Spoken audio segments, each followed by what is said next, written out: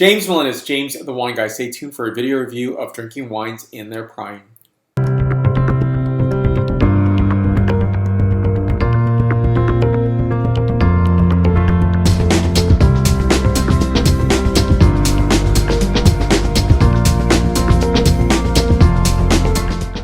A very special video because this is something near and dear to me. When I think about drinking wines in their prime, it's to drink wines and enjoy them at their optimum level. I think many people still believe that you can age a wine for a very long time, 40, 50, 60, 70, 80 years, etc. and that it's going to age beautifully every single decade. Well, that's simply not true. And I think that's the thing is that, you can't have one forever. I remember I was at a very special occasion. A friend of mine was moving to South Africa and opening in 1976 De La Tour. And unfortunately, they did not survive the journey. And a lot of people around me were saying, what an amazing wine.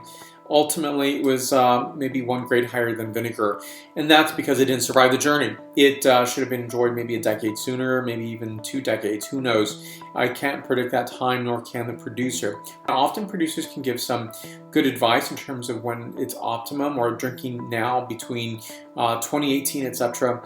But ultimately, it's you're the person to make that judgment and to make that opening. So for me, I thought this might be slightly past its prime. Fortunately, I think I got it right at its prime. Maybe prime has been in the past 2 years. It's really hard to tell unless I've had a glass 2 years ago of the same vintage. But I think it's a fantastic bottle, and I think ultimately, I'm trying to talk people off the cliff is that a lot of people enjoy wines and do so with guilt, or maybe they shouldn't open it up, or maybe the treasured memory, right?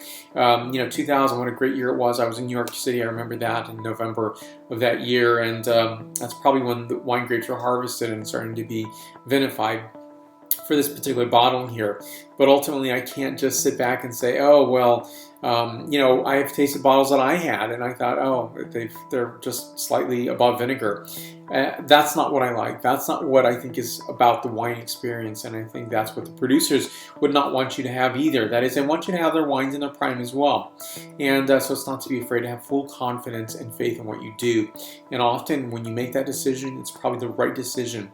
I'm not going to open a bottle and have had this for another 20 years or 10 years rather. I would open this up right now, and that was the right time to do so. Because I think ultimately I can just tell, I think this is right on the edge. I also think back, I remember a particular manager I had, and the entire suite decided to give our manager a gift. And I was chosen to get the wine. It was a bottle of Chateau Margaux. And I remember the look on my former manager's face, and it was like, oh, wow, I got to age this another 10 years, great, before it's drinkable. And either that was a bit of wine snobbery, or it was just a little bit of ridiculousness. And I think that was unfortunate because that reinforces that wine snobbery, and I don't like that. I'm trying to bring that down because I think it's not suitable. I think a lot of people should be empowered to enjoy wine, and that's what I'm all about, is to really bring that sense of confidence and mastery and belief in enjoying wines in their prime time. If you have comments, please list them below. I'd love to hear what you have to say. And if you like this video review, please give a like right here. Subscribe to my video channel on YouTube right here. I'm on most social medias, Facebook, Twitter, Vimeo, Google+, and Pinterest. Thank you. Salud.